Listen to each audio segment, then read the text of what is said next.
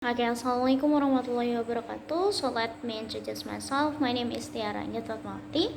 So here I am from Kediri and I'm going to make a video of a critical reading and a seventh week. The first, here we're going to tell you about the fifth and the sixth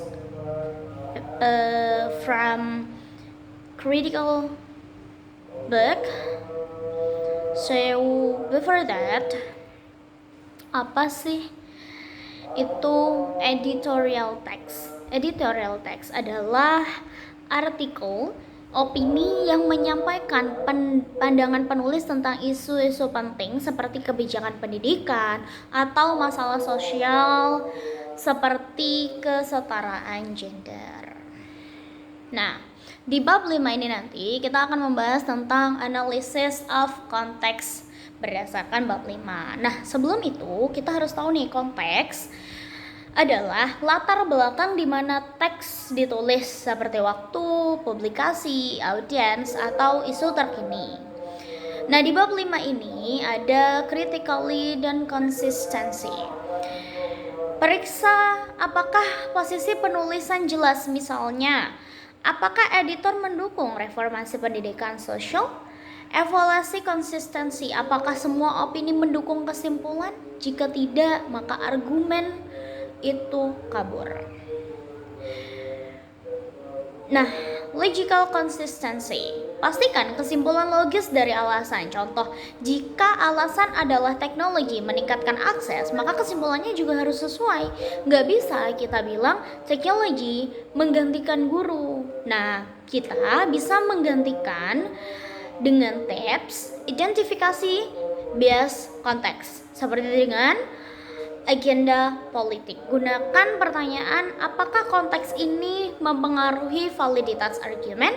Contoh, editorial tentang pendidikan selama pandemi. Konteks membuat argumen lebih kuat karena relevan dengan akses daring. Nah, setelah itu kita masuk di scope dan limitation berdasarkan bab 6. Nah, sebelum itu kalian juga harus tahu apa itu scope. Scope adalah ruang lingkup, adalah kecukupan topik seperti fokus spesifik, pendidikan anak perempuan, atau luas reformasi nasional. Nah, apa itu limitation? Keterbatasan adalah batas seperti asumsi tersembunyi atau data tidak lengkap. Penerapan ini biasanya ada assumption and implication argument.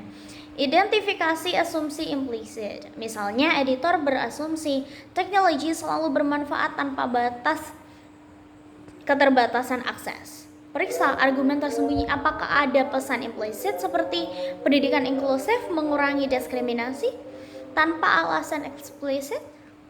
Nah, fase premis adalah inference dan inference. Evaluasi premis. Jika premis salah, semisal pendidikan gratis selalu mengurangi kemiskinan, argumen selalu langsung runtuh. Gunakan silosen. Jika premis lemah, inferensinya tidak valid. Tabs analisisnya, scope selalu sempit atau luas. Limitation seperti bias penulis atau data kurang, bandingkan dengan data eksternalnya. Nah, contoh konteks sosial. Editorial tentang kesetaraan gender dalam pendidikan. Konteksnya ditulis selama kampanye sosial. Jelas di bab 5. Tetapi asumsi bahwa pendidikan saja tidak cukup. Nah, itu ada di bab 6. Nah, scope ini lebih fokus ke pendidikan perempuan, sedangkan limitationnya mengabaikan faktor ekonomi. Nah, contoh di kehidupan pendidikan, semisal editorial tentang dampak teknologi, konteks pasca pandemi. Nah, itu logis, ada di bab 5. Tetapi premis palsu tentang akses perangkat, nah itu ada di bab 6. Scope luas, sekolah dan universitas. Tetapi limitationnya tidak bahas kesenjangan digital. Ya, karena tidak semuanya sama.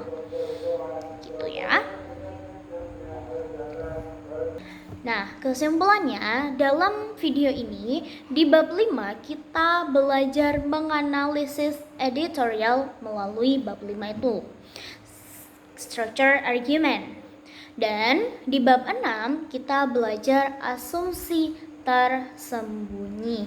Ingat, keterampilan ini membuat Anda membaca lebih kritis, terutama dalam isu sosial dan juga pendidikan. Oke, thank you. That's from me. Assalamualaikum warahmatullahi wabarakatuh. See you.